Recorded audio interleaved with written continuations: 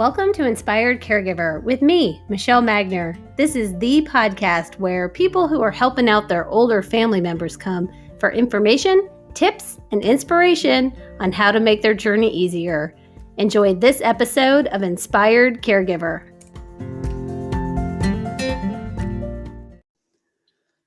Okay. So we're recording. And I obviously spoke with Emily last week and heard about her experience with your dad as in his last final days of life. And she really encouraged us to all meet. So I could get all the sister perspectives. Yep. She demanded it. She did. She wants to document everything because she feels like she has a bad memory and isn't going to remember it all. And she wants it ingrained in her brain. She wants to be able to look back. I think it's good. I think, we remember different types of details. And Joy, when we spoke over the weekend, you were talking about what was important, what wasn't important, trying to sift through all of that. So maybe just talking through it will help sort some of that out. So I'm the one who lives closest to my parents. And so my dad was diagnosed 16 years ago. My kids are now 20, 17 and a half, 15 and a half. And so I moved near them 14 years ago. Okay. So for a lot of it, it was part of our family dynamic, but I wasn't, deeply involved. I mean, it affected everybody, but I wasn't really part of that process. Right. And then about 4 years ago, and it was almost to the date, because it was December 3rd, 2016. My parents had a meeting with their urologist who'd done his original surgery. And he said, "You've got 3 months to live." 4 years ago. Yes. Okay. Yes. And so, and prior to that, my dad had surgery. He'd had radiation. He'd had Lupron shots. He had been consistently engaging with his disease. And switching it up to be able to fight it. And always fighting it and always moving forward. But then it was like, we're at the end. Well, and he also, something changed with where the cancer was, and he started to feel a lot worse, I think, and it was affecting him and his daily functioning. Right. And it had started in August, September-ish time. And that went up through the fall. And then by December, it was like, you have 3 months to live. Wow. So everybody rallied. They came out for Christmas. Everyone, we thought that was the last Christmas we would all be together. And, after that first meeting, so my husband's a doctor. And after that first meeting, he had a lot of questions. We all had a lot of questions. My mom could answer some of them, but not all of them. And it was really clear to me that I needed to step in, and her having to tell everybody was very difficult. Well, and what she retains is also really, and what her perspective and what she kind of focuses on is very different than the information that other people wanted to know about. Right. So basically it was clear I need to start going to the doctor's appointments. And my job there would be to disseminate that information to my sisters, to the spouses, and to help my parents remember the information and to keep them on track. So I started going. And also to help, I think, explain some of the symptoms that he was having because sometimes to talk to the doctor. Yeah, to talk to the doctor, because sometimes each of them in their own weird ways would get focused on certain things that were happening, but not necessarily the important ones. Right. Okay. Yeah. Right. So, and then quickly, we got a new doctor, who was recommended, family friend anyway, who said, there are other options that we had never heard about. And all of a sudden there were 2 different drug options, and you know, it had been a month to get to that doctor, and it was like, wait, we're not at the end. There's more. So there were options that had never been conveyed to anybody. So then we did that for a few years. Yeah, because he has always responded extremely well to treatment. And so, you know, these were new, I mean, and his response would be longer, it would work longer than the normal quote average or whatever. Wow. So he then got different newer treatments. And I think that a lot of that just had to do with the advancement in medical technology and in over the prostate 15 cancer years specifically that he had it. Yeah. So it was anywhere from once a month to once every 3 months that I would go, and I would go with them to these doctor's appointments, and that lasted, you know, for a long time. And it was hard for me, but I knew they would be so stressed out, and I stopped driving to them, because for me, being in the car by myself was kind of a trigger. So I would take the train, you know, and get myself a special coffee and muffin, and just kind of, it was a day of it, you know. How far away were they from where you lived? So it was about an hour train ride. Okay. And then they would pick me up, and then we would drive to the hospital for the appointment. And and every single time it would be just this stressful car ride. They knew exactly this is a hospital they'd been going to their whole life, but we would turn the wrong way. They would get lost. They would be arguing. Somebody would need a latte. I mean, it was just, and so I would save up like things to talk about, because to focus them, and and about the kids. But then it was like this weird shift where after 15 minutes, my dad would really need to focus on, and by the way, we got to the doctor's appointments 45 minutes early. Oh my gosh. Okay. So, I mean, this is it's a process. And so, you know, and I would have to entertain them for about 35 minutes with stories about my children or Eric or me or whatever. And then there'd be a shift and be like, okay, what are we going to tell the doctor? And my mom would bring out her clipboard, and she'd start saying a bunch of stuff that would drive my dad crazy. And he'd be like, no, this is what I want to talk about. And I would be needing to kind of balance that and pull pieces from either side. And parts of it was just like, I started to understand the relationship in a different way. And so parts of that was insightful, and parts of it I was like, I don't want to be here. I feel like I'm a marriage counselor between my parents right now. And they have a loving marriage. They really do. But they've been together a long time, and they are weird. And they each have their own roles. Yeah. And all of a sudden I was like the interpreter and the navigator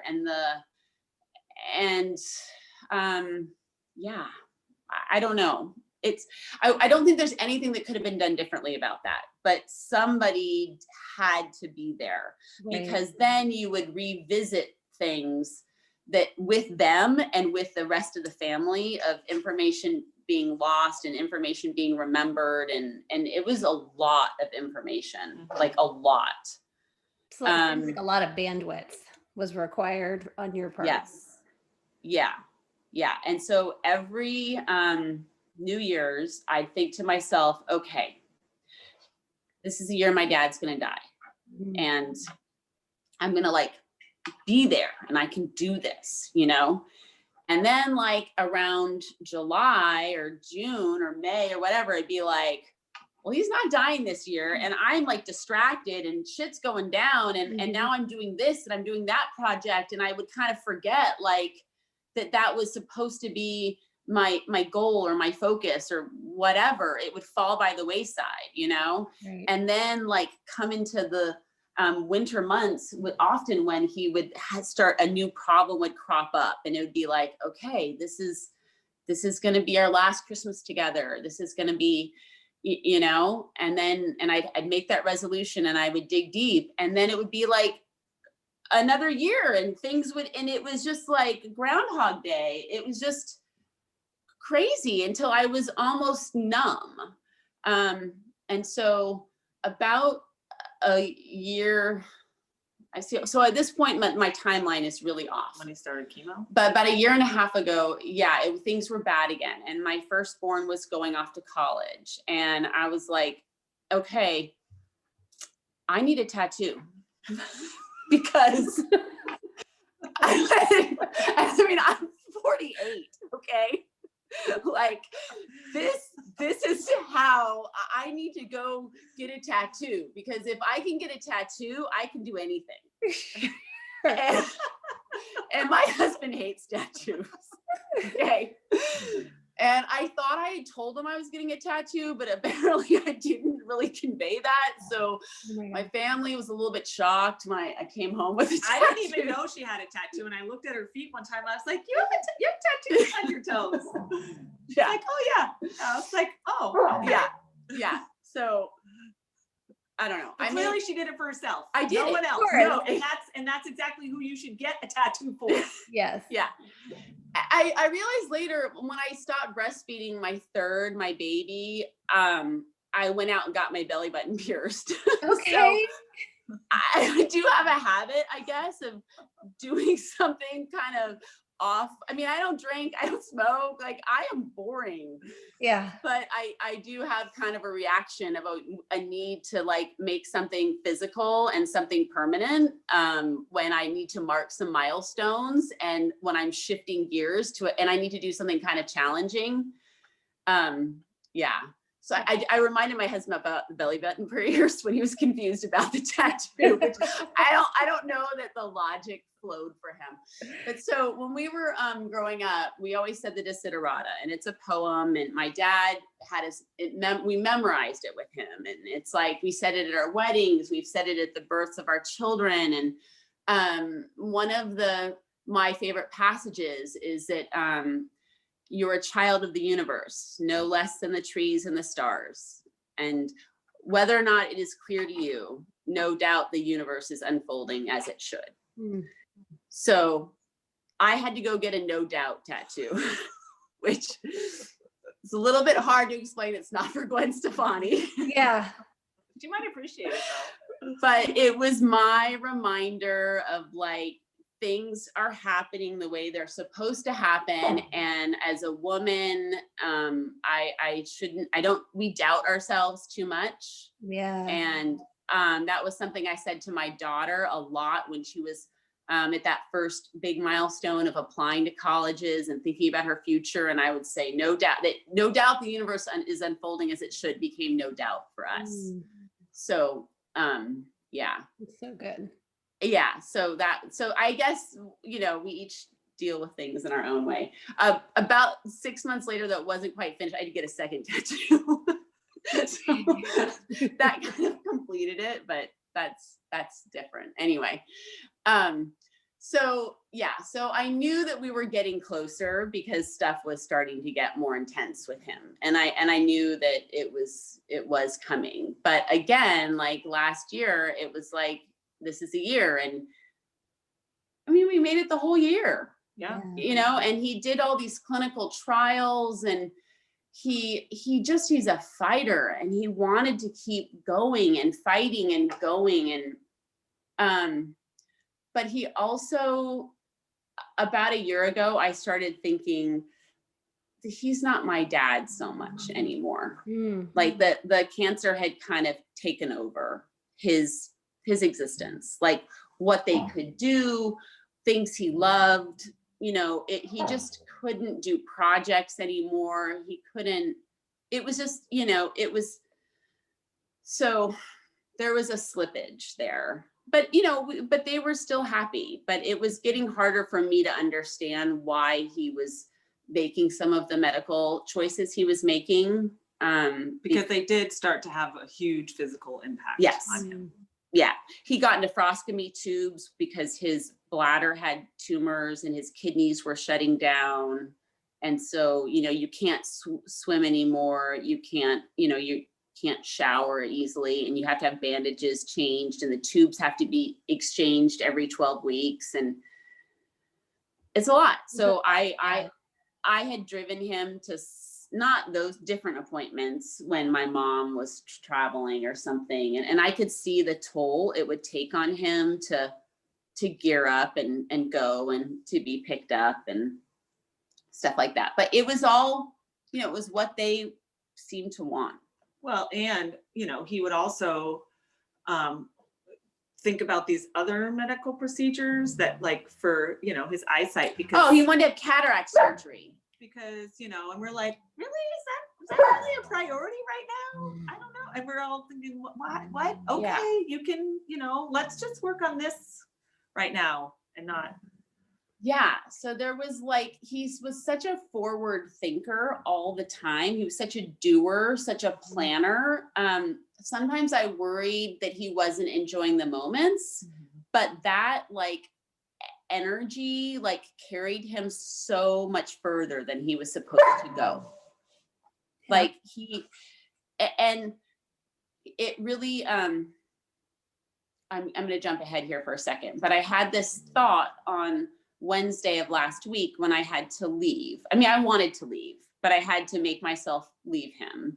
And I knew that I might not see him again. And I was, making the beds and getting things. And I thought to myself, it's exhausting to live life at 110% where you like push yourself so hard. But that's what my dad gave me. Like, and every day I get up and I push myself so hard, and sometimes to the detriment of what I'm trying to accomplish. But the flip side was that I have a sense of peace about the world. And I truly know that there is like nothing else I could have done at the end of every day. Yeah. I often can't sleep, which I also got from my dad, because I'm thinking about what's next.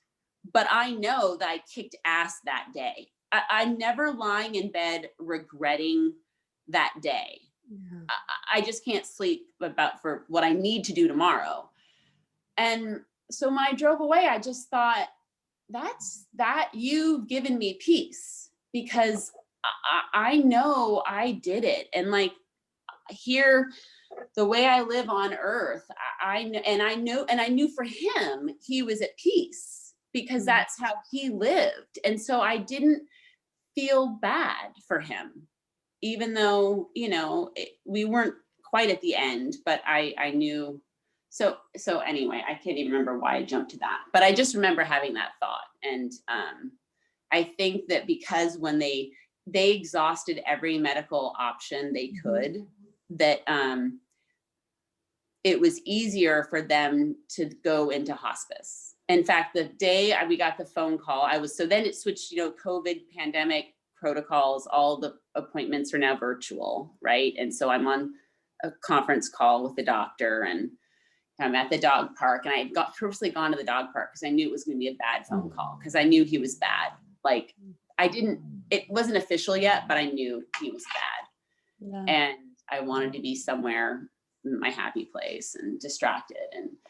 And so when his doctor, he had such a good care team at Kaiser, and his doctor talked them through it in a way that even though I had been there all along, I don't think I could have done. And she said the thing that he needed to hear, which was just that I know hospice sounds scary, and I have to tell you, I don't want there to be any confusion. This means you meet the criteria that you are not going to live longer than 3 months. Like, I don't want there to be any misunderstanding. She said, but I have found that often when my patients move from, fighting the disease to hospice, that they often live longer when we're just treating your symptoms than we are fighting the disease. And all the work you've done to fight this disease might actually be shortening your life. Wow. And I was like, and I said to her, like, we are so blessed. I'm like, when you have a bad day, please remember, like, the lives that you have touched and changed. And like, our family is so grateful for the care that you've given him and us, because she was just a really phenomenal doctor. Mhm. So, but to that point, so my parents who have been my mom researched and read articles and talked to people, and he went to UC Davis and UCSF and Kaiser, and just really like cutting edge, anything. They did not understand, in my opinion, what hospice meant. Hmm. They had no idea.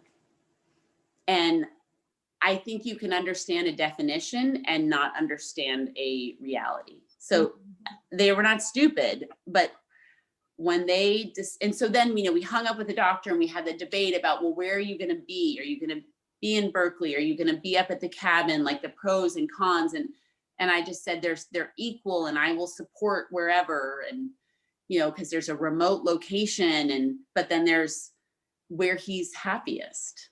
Right. And the challenges of a remote location balanced with where he's happiest. And then also, The remote location is actually easier for the rest of us, honestly. right, but harder for the medicine part. Yes, definitely. And then we wanted to make sure my mom had a place to leave too, that was somewhere that was more about her, and which of course, none of that's actually what's happening.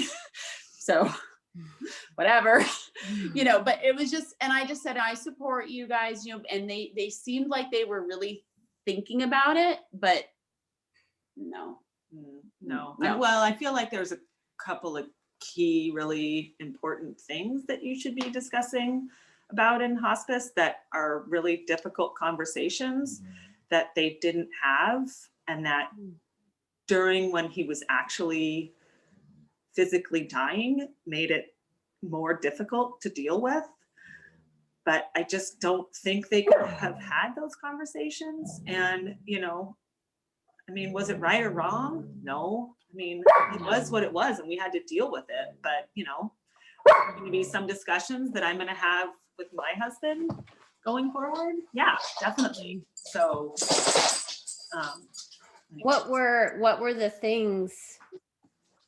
well, And said? the one of the big ones was, well, there was a couple things. So when I came up, go guys, come on here, go. Watch out. Come here. Sorry, dog, big dog. I came up here on January 1st, and he was, throwing up constantly and retching and spitting up just like bile. And so one of the things that that they didn't talk about, and my mom kept wanting to feed him, and I kept thinking, why are we giving him more food? It just puts him in this, his body is rejecting it. And it just, every time he did it, I just felt like it was so intense. Why are we making him go through that? So, and I feel like they didn't have that discussion, and it's hard, because she'd been trying to feed him for so long, and trying to get him to eat for, the last year, that health, maintaining his eating health was so important. And all of a sudden it was totally different. And so I think the whole eating thing was, it was super hard for my mom to catch up, because he had some real shifts in his health status. Well, I feel like it went really quickly, actually. I just mean, even like from, yes, you've got to eat, you're losing weight, to then a total shift of like, you can't eat a lot of food. It makes you you need to have liquid foods and these there was just, it was just, and by the time you'd figure one thing out, it was on to the next thing. Yeah, wow. Yeah. So that was a big one. And then the other big one, when he was completely incapacitated and unable to talk, was whether or not we were giving him ice. And whether or not that was, and we had all agreed that nobody wanted to prolong his life, but my mom's deal was she wanted to provide him comfort, and when needed. And that was I think that's a big decision and discussion that should be talked about, what the person actually wants. Ultimately, I feel like we got it right, but I just it was really hard. And I think it was just hard for them to have those conversations beforehand, but it's even harder to have it in the middle of it. That's really it. As hard as you think the conversation is to have right now, it only gets harder. Yeah. And then It's more people involved. right, for so many reasons, it's Yeah. harder. And then if they're gone, I think it would be awful if we were trying to, you know, diagnose what we had done, if we had regrets and still confusion and misunderstanding. The stress level from that would, I think, just color the rest of your life. Mm. So it literally only gets harder and harder to have those discussions. Yeah, definitely. Yeah. So now we can laugh about the ice because we were able to get through it. Right. But if we hadn't been able to have a family conference about ice, then I don't know what would be. We wouldn't be laughing about ice now. Yeah. Right. You know, we wouldn't. So by January 1st, when Claire came, things were already. Yeah. So you Dude, came back. I skipped a bunch of stuff. Oh yeah, go back. Yeah. So December 19th was the first time I have ever had to wipe my dad's ass. And let me tell you, that is an experience that you don't really think you're going to have. Right. And it's not that it's even not gross. I mean, it is gross. I mean, but I've cleaned up a lot of poop. I've got 3 kids, Yeah. 2 dogs, some cats, the chickens. The chicken poop is actually the grossest. It's not that. It's just, you're just standing there and you're like, this is not it's an inversion of your relationship. Yeah. You know? And my dad and I were kind of laughing, you know. He was like, it's your turn. I was like, okay, let's do this, you know. And he was still like able to move around, so he had a lot of opinions about how we're doing this, you know. Okay. And I'm like, yeah, that's kind of working, but I really think we need to just try over here, you know. Maybe this position. I mean, you're just like, this is just, oh my God. And but it's kind of a good door. Once you go through that door, it's like, all right, we can We're all in. It's go time. Like, we're all in and we're doing this, you know, and come what may, it's happening. Right. And I really felt for him at that moment because he could no longer control what was happening in his body. And that, as a control freak, and I know he was too, that's like the ultimate in just like, I didn't want him to despair over that, you know? So it's, yeah, if you like being in control, it's really hard to die because you give up control. And I'm so glad that he also had that spiritual side to him, because I think that allowed him to kind of also be one with what was going on too. Right. You know, he had like a contentedness. I don't know. I mean, he felt his whole life, right? He was very, he was good with a lot. I mean, he forced a lot, but he was also good with a lot. So yeah, so that was December 19th. And then, you know, and the whole time we're like, you know, Christmas, I mean, Christmas has always been huge for our family, and people are in different places and they can't travel, and they just, how do you do it? Yeah. I mean, but then the blessing was that people were on vacation.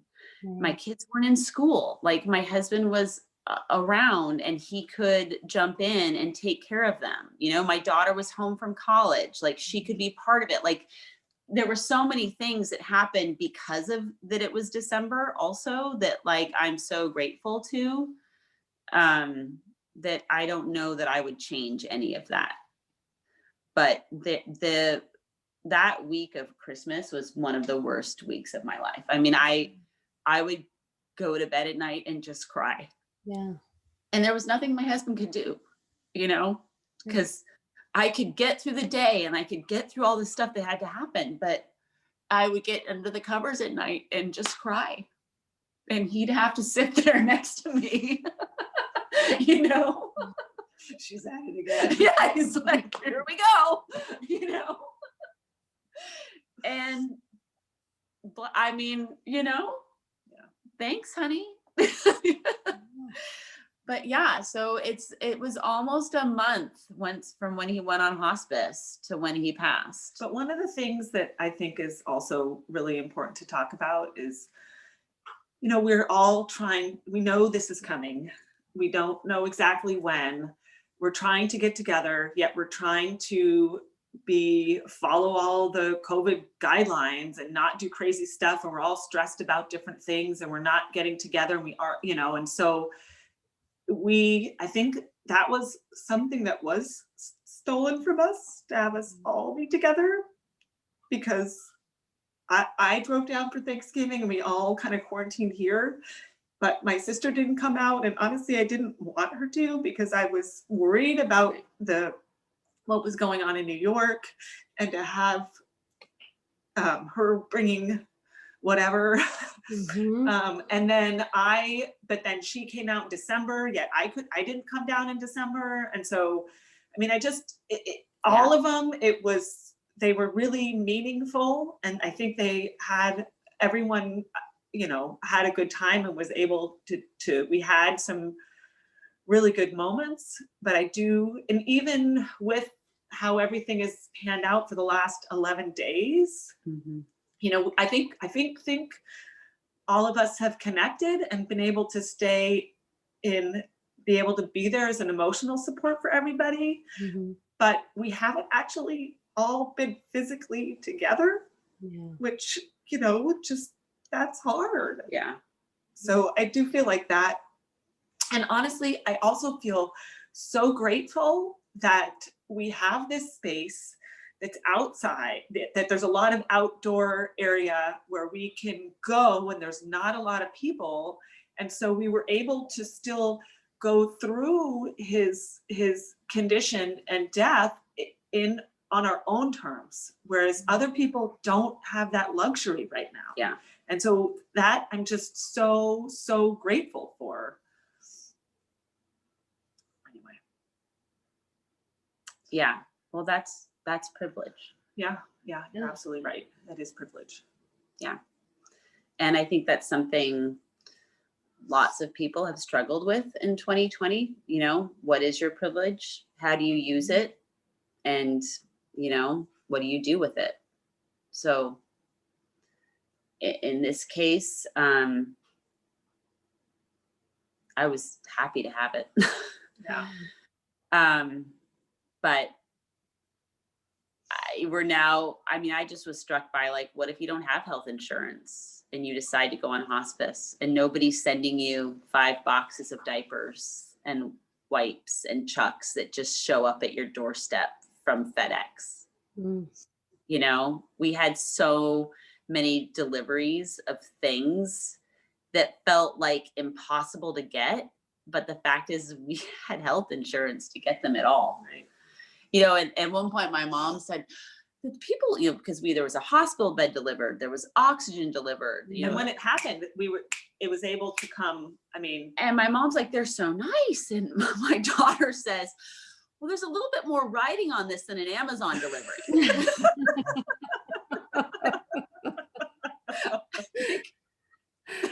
You know, but I also felt at the same time just entirely, and granted, I was only here for not even 3 full days, but I felt entirely unprepared to be providing this kind of service, right? I mean, there was a point when I questioned every single night, when I would go to bed and wake up in the middle of the night, if we were doing the right thing every single night. Like, because when I was there, he would writhe in pain and he just was uncomfortable. And it was so hard to see him just, and I was like, I don't know what to do. And I always know I'm right. And I still was like, what the fuck are we doing? Well, and there was one point when Joy had called because we were trying, because honestly, it went so quickly, right? He went from being able to kind of monitoring his own medication and taking a morphine pill to then not, I mean, I would just see him have that pill in his hand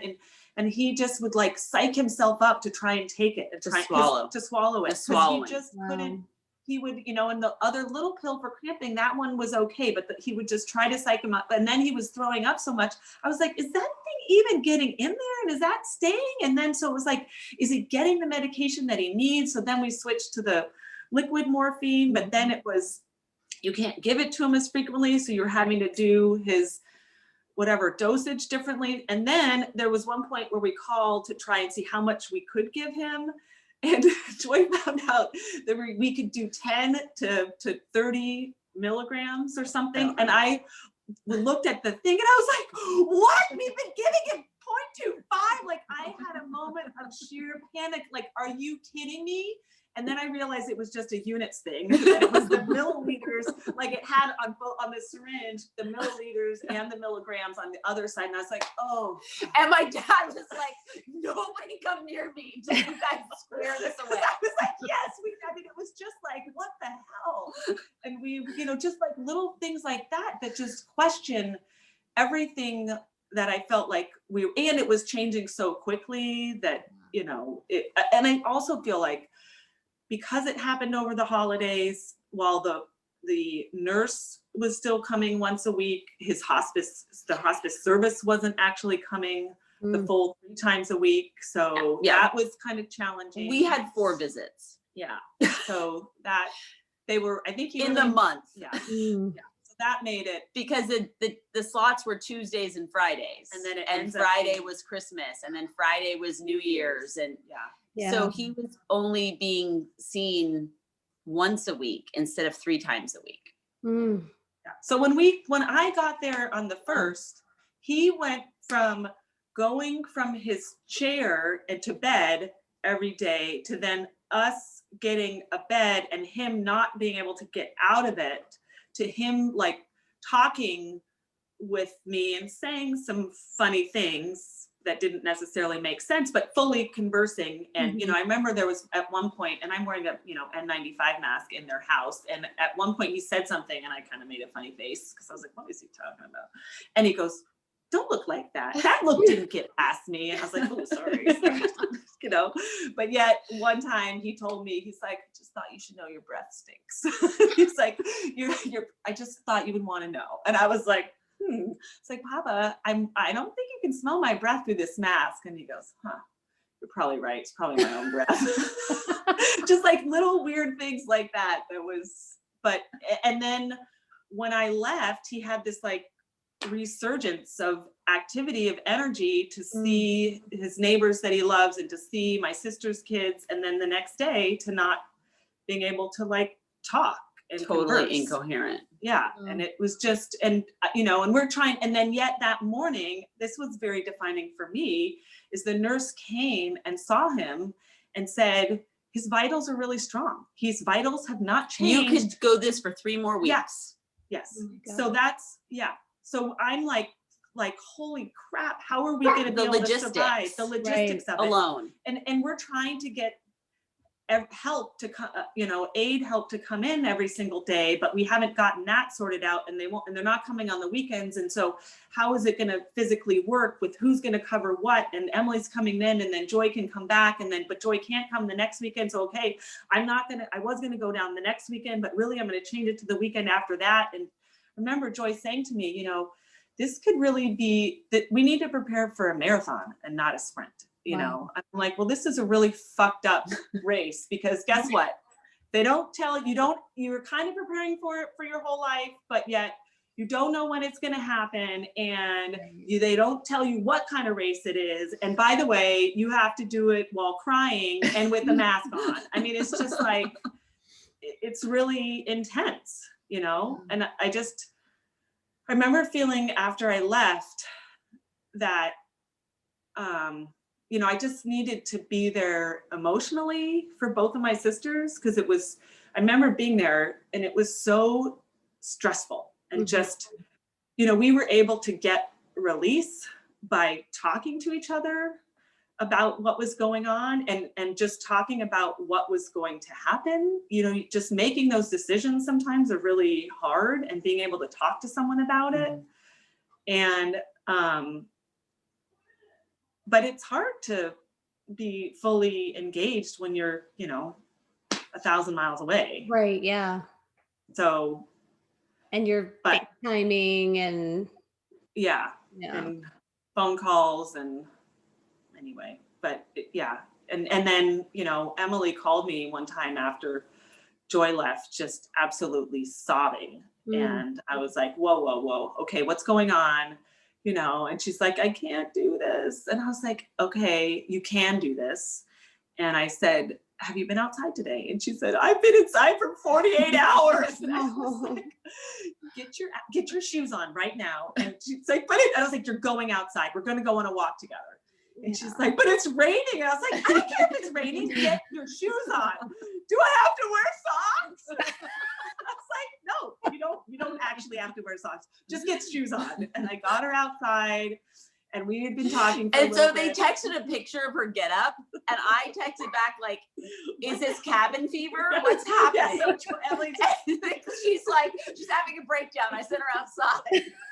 So then she calls in, and I merge her in, and then we talk for the next like 20 to 30 minutes about, you know, just getting her through it. But, you know, it's just, I'm like, you gotta, and then she was able to ask a friend of hers to come up, which I think she just felt like she would have support then. But I was just at that point, you know, of course, if I had known my dad was going to die in 36 hours, of course I would have been down there. But it's like, I don't exactly know what's going to happen, you know. And so I need to be available for the next stage as well, you know. But, you know, so I'm trying to provide as much support as I can from afar. But anyway, it's hard. I mean, and she obviously had a totally different experience than, you know, what I had, because she showed up to my dad just not really talking that much to her, you know. So. Yeah, I mean, I think I had the last, like, basically coherent conversation with him on Monday morning, where there was a true give and take as to what was going on. It didn't make complete sense, but, you know, it was, and then the guessing started after that. But I and Emily was on an airplane and Claire was at home, and I was texting them both. And I just, you know, I said to him, like, what are we doing? Why? Like, because I felt like I should tell him that he should go, you know? But I'd been kind of scared to have that conversation with him. And I also was a little bit worried about, isn't my place to have that conversation. But once again, I'm like, I don't want to have any regrets at the end of today. And if this has anything to do with me, I need to make sure. So I said, you know, what are we doing here? Well, this doesn't seem like living. This doesn't seem fun. And he said, it's not fun. Wow. Said, well, you know, why? And he said, I don't know. And I was like, well, figure your shit out. You fucking answer. Be good if I understood why we were doing this. And he said, I'm not ready yet. Wow. And I said, what are you waiting for? You know, like, really, what are we waiting for? And previously, over the weekend, when he was jabbering on, he said, I'm waiting for January 21st. And I was like, that January 25th is my husband's birthday. So I'm like, Eric's birthday? Okay. And then he's like, and I realized he was talking about the inauguration. He wanted Biden to be president. Oh my gosh. And I was like, That's why they're certifying on January 5th. It's like, hold it. Like, that's a good date. I mean, then what went down on like January 6th was like, I thought, oh my God, I'm so glad he's like, you know, completely catatonic now, because that wouldn't have been a good thing for him to know about. But he probably did know about it, but I just, in a really like vivid way, I'm glad it was kind of in probably a muted way. Because he said, okay, January 5th, maybe. And I was like, once they certify Papa, it's good. Yeah. Yeah. So I thought maybe he was still, you know, and he said, I don't know. And I'm like, okay. And then he said, but I'm not ready. And I got to talk to Shakespeare, and there's some dogs over there. And then he like passed out. And so I texted Emily that, and Emily said, I know I'm the spoiled third child, but tell him he's got to wait for me. Oh, wow. And I said, okay. I was like, Papa, you got to wait for Emily. She says to wait for her, you know? So, and I know he got that. I mean, he didn't respond at that point, but I knew he had that. So, and I think it's clear that he was hanging around for my mom, because my mom was not ready. Yeah. I mean, when I left him on last Sunday, you know, I gave him a hug and I said, you know, it's okay to let go, Papa. And I said, we'll take care of Mom. And he just looked at me with confusion, and it wasn't confusion about what I was saying. It was confusion about why I was saying it, because he was not there yet. He was not ready. So there were like these interesting phases that he went through, where the weekend, like he, you know, if you do 7 days from like normal to dead, because that was his gibberish about, you know, December 31st, feet on the ground, January 1st, feet up. Yeah. And he went from being in horrible pain and really understanding what was happening, to being like kind of cuckoo, to not being in any pain. Wow. But totally out of it, not on pain medication, not asking for it. Wow. But just like, and I said to my husband, like, he's having a great time. He is like in his mind having all kinds of wacko conversations with Shakespeare and whoever, and he's not going anywhere. Like, he's enjoying this. So I dug deep to try to enjoy it with him, because I was not enjoying it. I mean, previously I was the only person who he would let change him. And I could only change him once a day. And then finally the nurse said it needs to be twice a day. And at which point I was like, look, I'm not, and I'd have to give him a foot rub to like, and finally I'm like, I tell my children, I don't negotiate with terrorists. Why am I negotiating with you? No, there's nothing going down there. We don't need to do that. He's like, no, I'm good. And I'm like, no, there is stuff going on down there. He's like, how do you know? I'm like, I've seen it. There's stuff is going down. And then one day I said, we have to change you every 24 hours. This is just, he goes, it's not, well, we got 4 hours to go. It's not noon yet. It's like, oh God. He did not like it. He did not like it. Yeah. So I did not like it. I mean, it hurt him. It had nothing to do with embarrassment. It was painful. Right. He had blood clots. It was painful. It was, you know. So, but he was no longer in pain. And it was just like, what is happening? And his brain was somewhere else. And then by Wednesday, he was in pain again. But his mind, for me, it was not in his body anymore. It was up in the trees. It was with the ospreys. It was, you know, floating around. I mean, it might have still been here, but it was not in his body. And so that's the other reason why I was able to walk away on Wednesday, is that I knew he wasn't in pain. Right. And his body, in my opinion, was on autopilot. The lungs were working, the heart was working. Well, I just kept, But it wasn't of his volition. No. It was a system, and the system was going to keep going. I can remember thinking it's really hard to kill someone. I mean, it's Yeah, it really takes hard. a long time to die. It takes a Wow. Really long time. Even though this happened over the course of a week for 16 years and a week. Right.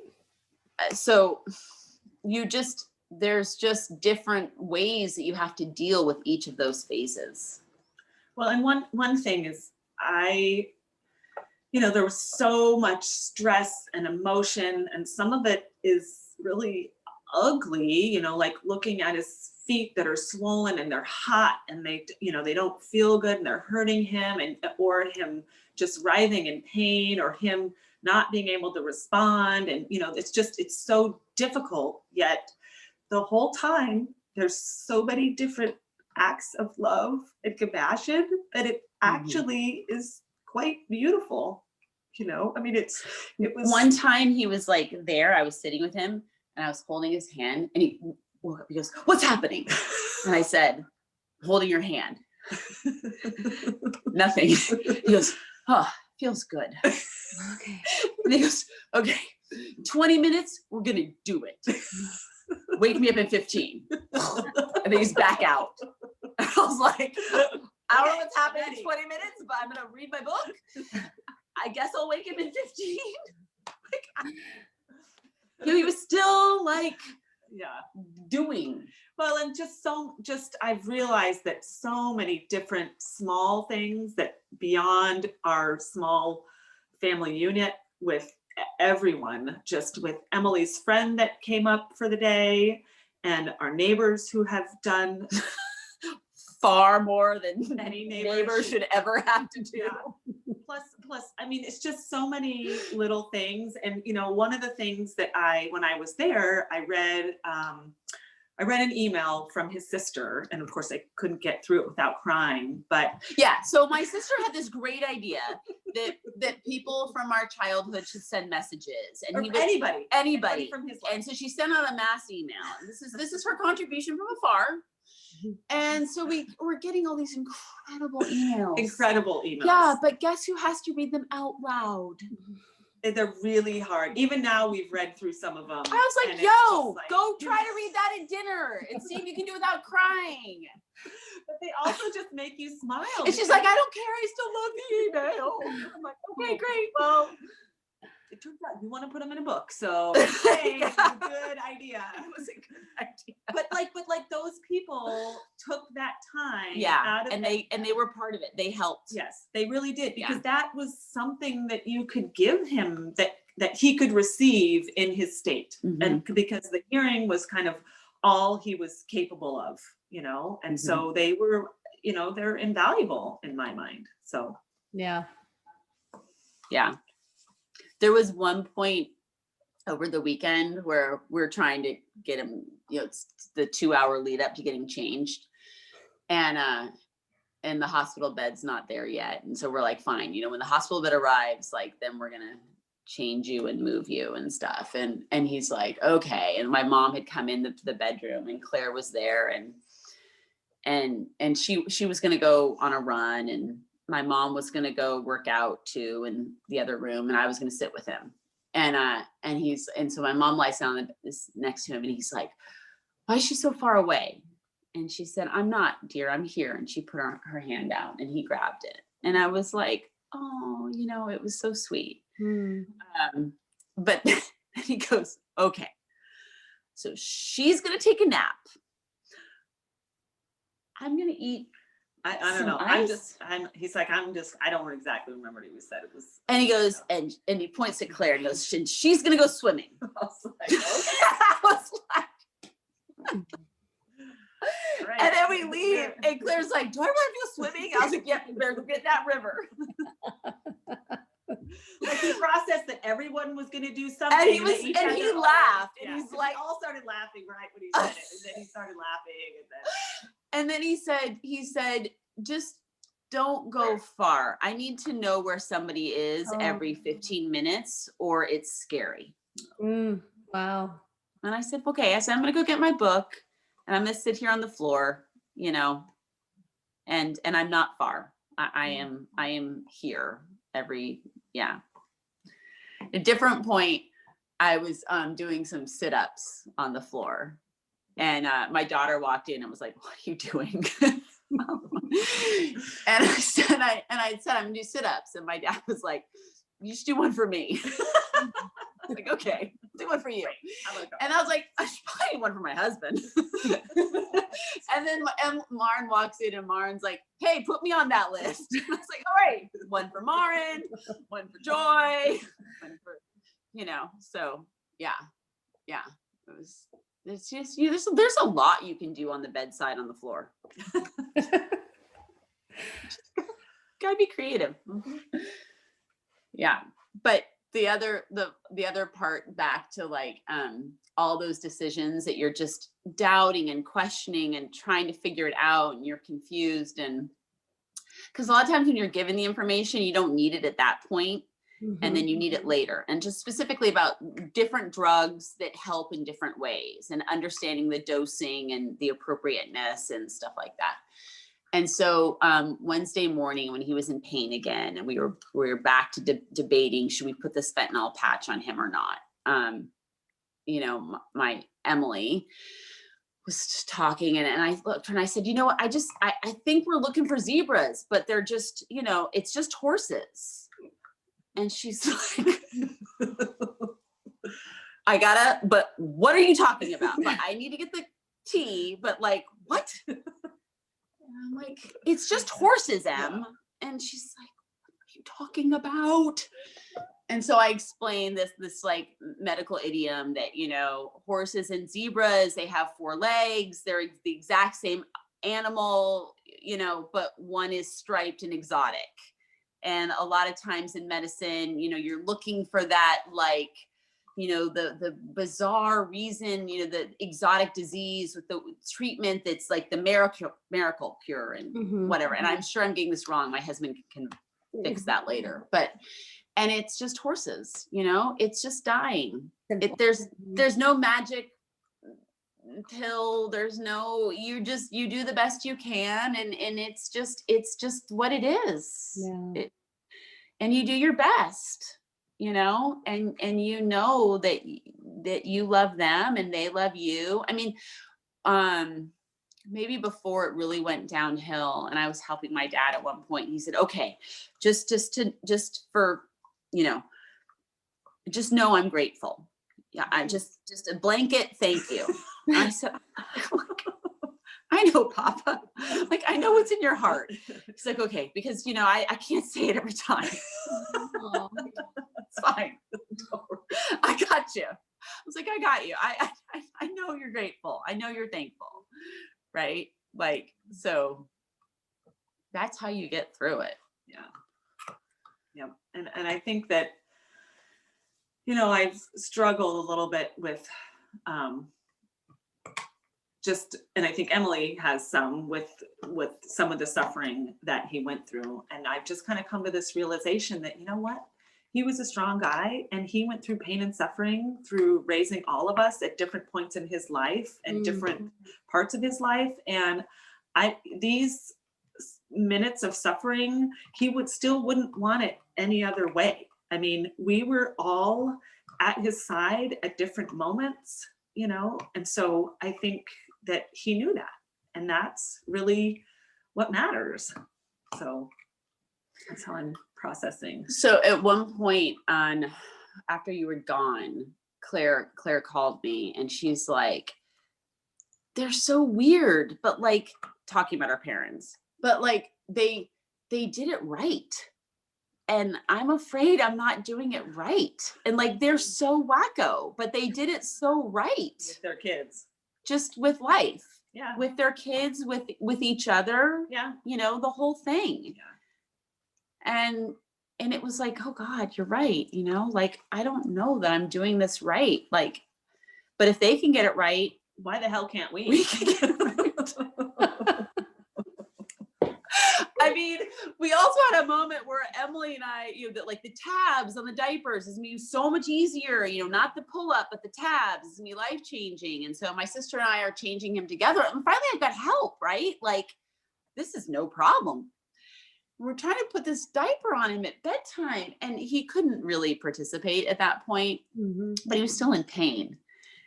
And we're trying, and it's just a disaster. I mean, the diaper's in the wrong place. It's just, we're rolling, and we're just like, we can't roll him again. It's too, and finally I was like, no hospice is coming tomorrow. We can just put another diaper on the front.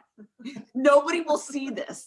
Nobody will know that the poor man is wearing 2 diapers. We'll just tape them It'll together. still work. He would actually appreciate that it was half a yoder off. And she's like, you're right. Yeah, it was definitely half a yoder off. It was like, and then we both look at each other and we're like, we have raised, diapered 3 babies each. This and we're like, you just pull, I mean, it's just, but when you can't pull up the legs, but it's really, and it was just like, oh my God, why can't we do this? Well, that's why I think that, had we not been in the holiday season, having a hospice person there to kind of ask for technique, I don't know. I had been told about the rolling, roll, half fold, roll. It was just, anyway, it was just so funny. We thought, well, and we're like, well, he was long. He weighed nothing, but he was really long. There are a lot of limbs. They're going everywhere. But yeah, we just thought, well, I'm like, this is, so then my other moment, like my Oprah aha moment, was on Friday morning. Again, I'm driving to the dog park because I got to deal with the dogs, and I can just kind of walk around and be on the phone there, and my family can't hear me because my kids were still in school, and I didn't really want them to know what was going on, but of course they did. Anyway, and I called my Claire, and I was like, this is what I figured out. And she's like, what? And I was like, we are kick-ass. Like, we are amazing women. Like, we are badasses. And that's not just a lie that I tell myself every morning. Like, it's true. And she's like, okay. And I'm like, no, it really is true. Like, I'm pretty sure I always kind of thought I was lying, but it was like fake news. Just, if you keep doing it, roll with it. And but I just thought, we did that. We got him where he needed to go in the way he needed to get there. Like, and I include my mom in that, like, you are stronger than you really are as strong as you think you are. And you really can accomplish things. And I mean, it's a team effort, right? Like, maybe all together we make one really strong. I was like, you've got to remember this. You've got to remember what you were able to do. Like, there were points where it was super hard, but like, I'm just glad that we were able to do it. I mean, the other part of me was like, I do not ever want to do that again. Even though we would be much better at it the second time. Yeah. The people who do this regularly, they really are amazing. Yeah, they are. They are special people. Yeah. Yeah. Because they had like just a calming presence and demeanor, and like, yeah, that's a calling for sure. So the 3 of you have such a strong dynamic together, and that is not something that every family has. I mean, what do you think attributes to that? Do you think it's how you were raised, or? We were talking the other night, and my mom said, who do you think the disciplinarian was? And I was like, I don't know, you. And she's like, no, wasn't me. And I said, Papa. And she's like, no, he had no rules. And Claire was like, well, I was Emily's disciplinarian.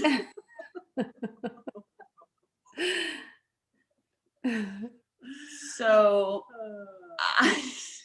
Honestly, I don't know what it was. We grew up in Berkeley in this Yeah. like, time and space, right? Where there was a preschool, our backyard was a preschool. The neighbors banded together and hired a teacher and like, kind of pawned off the child rearing duties to this professional that they hired, but then like at the same time, let them run loose and free range. So it was like this weird, like, we care enough to structure this and to pay a teacher, but we also all know that we are not teachers and we're not going to be engaged with you that way. And we're going to engage with you in a different way. And we're going to let you do whatever you want for quite a bit. But at the same time, we recognize that you need to have school or a place that you come home to after school. I also actually think that my parents, and this is kind of silly, but when they went to Mexico one year and they bought a timeshare and they came home and we were all like flabbergasted. Like, are you kidding? Do we need power of attorney? It's the stupidest purchase you have ever made. Like, what? You did what? And then for the next 10 years, we all went on vacation together. And so even though we're each living in really very different parts of the country and sometimes in different countries, we're getting together with our kids and our kids love each other and hanging out together, and we're getting to spend that time together. And so in retrospect, it was absolutely brilliant because we wanted to go with them and we were spending time with each other. So, I think that definitely adds. And then also, honestly, the cabin is a really special place where we all have such fond memories of, and we all come here every single year, to spend time together, and we do a lot of the same things, and we just hang out. We honestly don't go anywhere, and I think that's to Morgan's dislike, Emily's husband, but we just hang out, and so that's like twice a year. We're spending a week with each other and, just creating these memories and relationships. And so then when life gets really hard, you can still get through it and laugh together at it and also dig deep and deal with it, So I don't know, kind of brilliant on their part. Don't tell them I said that. Yeah, I mean, I said to my husband at one point during the last month, like, I'm shifting my goal. Like, I think the ultimate, like, when you've like prize is when you can be as dysfunctional and interconnected as my parents are. Like, that's a happy marriage, 54 years or whatever it is. I don't know. And like, that can be our goal. And he was like, he's like, not dysfunctional. And I was like, well, you can't figure out how to use your ATM card. So I think we're already there, But like, that's okay. Yeah. Like, it's okay honestly, to let somebody help you. They love doing it for each other too. Yeah.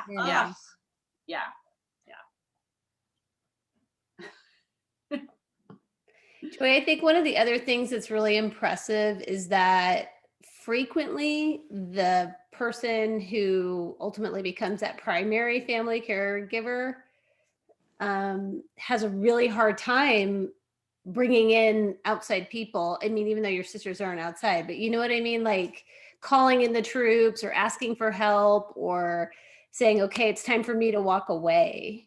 Mm-hmm. And I think that takes a lot of wisdom and strength to know when it's time to do that. Do you have anything that you can attribute that to? I can see that for sure. Because at one point when Emily was calling me saying, should I come? And I said, I don't know. I said, I'm in so deep. I can't give you a good assessment of what coming here will do for you. Right.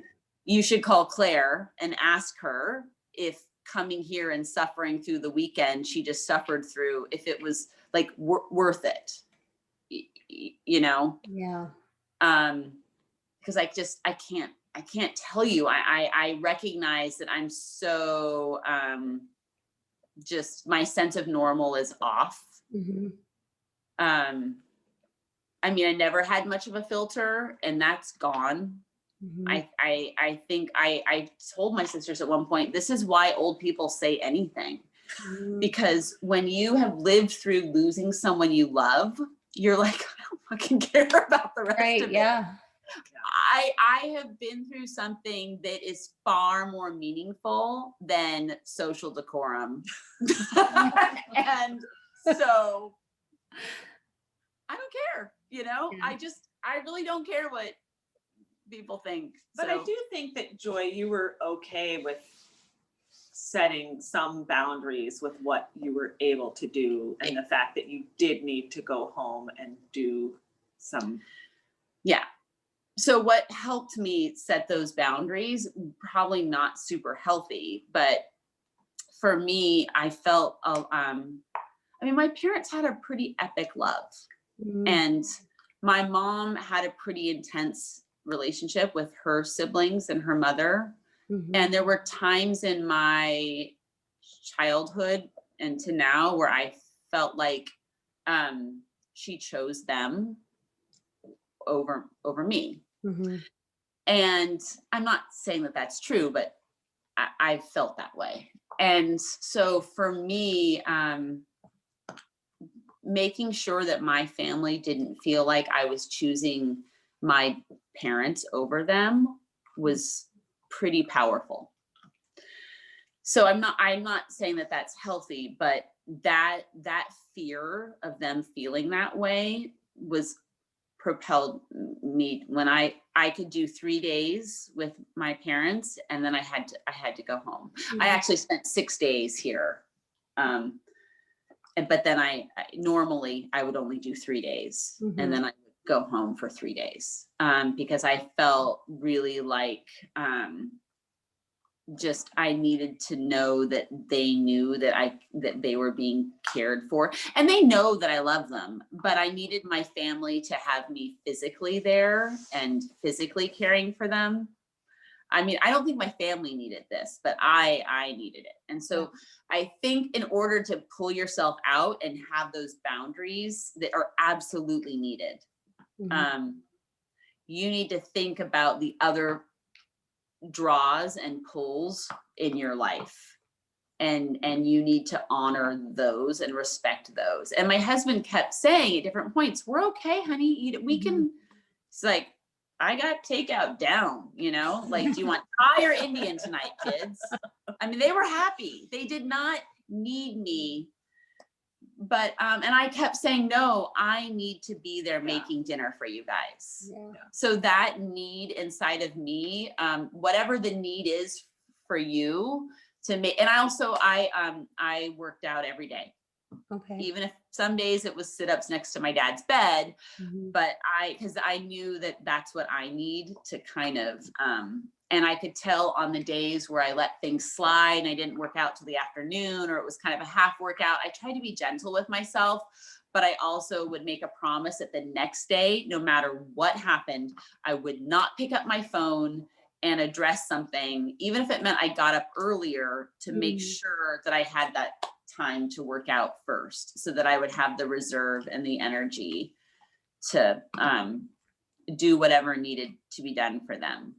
And let's be super clear, some of this stuff is like impossible, okay? Like just, you're just kind of like, I can't believe we managed to pull that together. It takes the same amount of energy and time and space sometimes to do something so simple. You, like yesterday, I kind of said to my mom, because she's giving me a list of people to call, and I said, somehow it took me 45 minutes to make 2 phone calls yesterday. Mm-hmm. This doesn't sound like it should be that hard, yet for all these different reasons, it is. And so you can't have your same level of expectation. Mm-hmm. because things that shouldn't be hard are equally challenging as the things were really hard. And you're like, I can't believe this is. And then with those things, you're just like, whatever. Emily's sitting there in a room with my dad's body and she's chatting with us. And I'm sitting there going, oh my God, how is she doing that? Yeah. And then I was like, close his eyes. Yeah. He's like, should I close them? I'm like, yeah. And she tries to, she's like, I can't. They're kind of goopy. I don't think they're working. And I was like, stop messing with his eyes. Oh my God. I'm like freaking out. She's like sitting there and I'm like, oh my God. We're just like, I mean, it's just insane. It's absolutely insane. And then she goes, and then she's like, she goes, well, should I put the sheet over his head? And I was like, well, if you're not sure he's dead yet, no, that would be a bad idea. These are the conversations we've had to have. I mean, they're just so screwed up, screwed up. You don't think you don't think that anyone should be having those conversations, but the fact that you're having them with somebody else, you know, not somebody else, with your sisters, it makes it doable. And you're at that point, you're so desensitized, but also entirely and fully connected to it that it's just, I don't know, it's crazy. It's very crazy. I mean, Emily called me on Friday morning and she said, you know, Papa found the right door.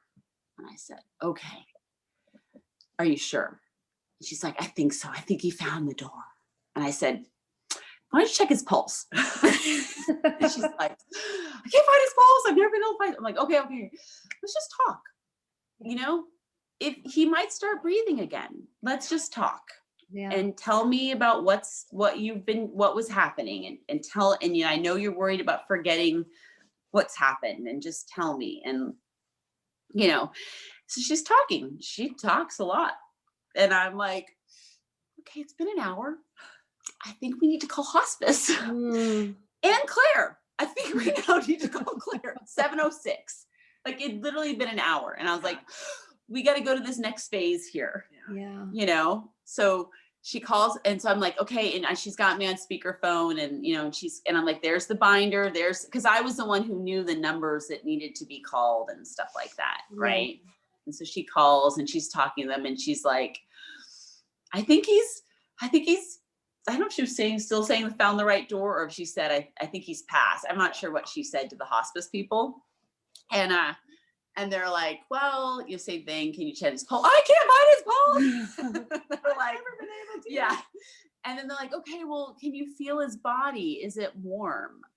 And she's like, walked over and was like, it's kind of warm. And then they're like, okay. You know, and I said, either way, hospice needs to come. Yeah. Like, if he's still here, there's been a change. You know, like, they're like, we're coming, you know, we'll be there at 9:00. And just you know, you're just kind of like, and I'm like, okay, so now it's 7:30. I mean, we got another hour and a half. Like, oh my okay, gosh. we're gonna keep talking to her. And then at one point I said, we should really figure this out before Mom wakes up. Oh my God. Like, we need to have a definitive answer for her. Like, and Emily kept saying, he's passed. And in my head, I'm like, he is passed. Like, it's time. It's time. But you kept thinking, but it's not. But I was like, is she ready to know that? Was the other part of it. Like, maybe easing into this for everybody is the right thing. You know? And so we just, I mean, but it ended up being fine, actually, that, you know, my mom didn't need to ease into it. She was well, and ready. Emily talked to her. And, you know, we're all still kind of on speakerphone, and then she's going to talk to her. So she hangs up, and, you know, and they're there for a little bit. And then the hospice nurse shows up, and, you know, we're back on speakerphone and talking to the hospice nurse, and, you know, and then, because there's a different number that we have to call because the hospice people have to declare them, you know, legally dead before you can then make the next set of calls, right? And so I'm helping and making the next set of calls, and then the mortuary is going to come pick him up, you know, I think they said by noon, you know, and it's 9:00, and we're like, okay, we're gonna keep talking on the speakerphone. Like, we're just gonna keep talking. Yeah. Because we can't. It's not, I mean, you got to deal with it. You got to deal Nothing with else. it. There's nothing to do but just deal with it, and that's the process. And honestly, we were all just kind of hoping for it, but you're never ready for it. No. When it happens. No. I mean, it's what you want. You're relieved, but you're not ready. Yeah, exactly. Yeah. I mean, Yeah. I mean, and then a lot of people say, I'm so sorry. And I kept saying, I'm not sorry. Beyonce's not sorry. She ain't sorry. You don't need to be sorry. Like, what is she talking about? I stopped doing that. It just came out, like, it's not sorry. You can be sad, but there's no sorry because it happened the right way. And when it happens the right way, there's no sorry. There might be sorrow, there might be sadness, but there's not sorry. Yeah. Yep. Yeah. So, but I mean, like, and then my mom says, and then this guy in black showed up and said mortuary on his shirt, and that was okay with me, and I was, and at that point, we were still talking, and that's when Emily lost it and was like, I gotta go. Yeah. And and my mom was kind of like, she's so weird. What's her problem? Like, this is just business. Yeah, this is the easy part. This is the easy part, she said. This isn't him. Yeah. I'm going to keep eating breakfast. I'm just going to stare at the wall and not look over there. Yeah. And it was like, well, I've got to find a neighbor to help the guy because there's about 40 stairs to the cabin, and the poor mortuary guy, he showed my sister the paperwork. It said no stairs and he needs help. And my sister was just like, I'm out. And so I'm calling the neighbors, and I called the neighbor, and I just launched into it. And I said, I'm sorry, this is like messed up, but I need you to go help move a body. And he's like, right now? I said, yeah, right now. Like, he's like, okay, I'm on it. And these are our neighbors who have only lived in the house since August and have a 1-month-old baby boy, Kavik, and his middle name is Richard, which is not for our dad. I mean, it's their family name, but it is, and it's like a baby born in Highcroft, and his middle name's Richard. Like, they're just lovely, incredible people. And he'd helped my dad literally the week and a half before when he got stuck in a chair, and he came over and helped move him. And the week before that, he'd started moving their trash cans. And I said to him, you opened yourself up. Once you started moving those trash cans, you were moving all kinds of stuff. He was just like, and he's like, I'm happy to help. Well, that's just it. I mean, there were so many people are happy to help. Exactly. Yeah. So many different people pitched in so many different ways, and they don't necessarily know how, but they want to help. Yeah. And it's the human spirit. Yeah. I mean, and those small acts of kindness just go so far, and that's honestly going to carry me through. Yeah. Just, I'm going to really try in the rest of my life. Just, you know what? Yeah. Can I do this small act of kindness? Yes. I don't know what that will mean to that other person. So I'm going to do it because it doesn't take that much on my end, and I can do that. So. Yeah. We have to give him a thank you card still. I bought them. Okay. Yeah. No, it's good. We're going to be good. Yeah. I think the thing too that I was telling Claire last night, I think that my mom is lucky because, I mean, not lucky, but her dad died, and my grandmother lived to be 100 and change. And so she had 35 years, maybe even 40 years by herself. Yeah. She had a whole nother lifetime. Yeah. That happened after her whole lifetime with my grandfather. And so I think my mom has that role model to guide her, as to how you can move forward and live a real, not just live, but like live, Right.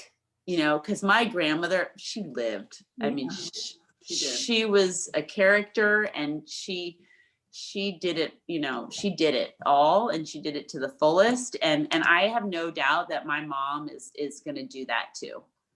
I mean, it's not about forgetting your old life or your husband or anything. My dad is he's so part of us and so part of her. And but she's going to keep living, and she's going to live well. And so that makes it easier, you know? I mean, she's hoping to take a cruise already. And she called up the neighbor and said, I'm playing Rummy Cube with you next week. Mm. So it's gonna, that's how you go forward. You think about those things and you start making plans. Well, and you had pointed out she's been caregiving for 15 years. Yeah. 14 years. Yeah. Yeah. And there's a lot of like, you know, just habits and things and like, we were laughing last night because like my dad was super into security, and like everything is like locked and duct taped, and it's just, yeah. And like, I mean, like doors you need to go into are locked. I mean, it's constant. like, and so we were laughing because we were like, the front door's been unlocked for days. You know, it's got to be driving him crazy. Totally. Definitely driving him crazy. He would not let that fly. Gaia was in the house, Yeah. dogs are in the house, and the front door's unlocked. Yeah. And my mom's like, that's how it is with Nana. You know? So, Oh. you know, it's good. I mean, yeah, proud of her. She's going to be okay. She will be okay. Well, I hope Emily's proud of this video. I guess. She better be. I don't know. We did our best. You did So great. that's all that anybody can do, right? Yeah, At the end of the day. you did great. And I'm confident that other families that are going to have the opportunity to hear this will extract all the goodness they need. Yeah. Good. Yeah. Thank you, Michelle. Thanks, Thank Michelle. you. Nice to see you. It's so good to see you. Bye. Bye.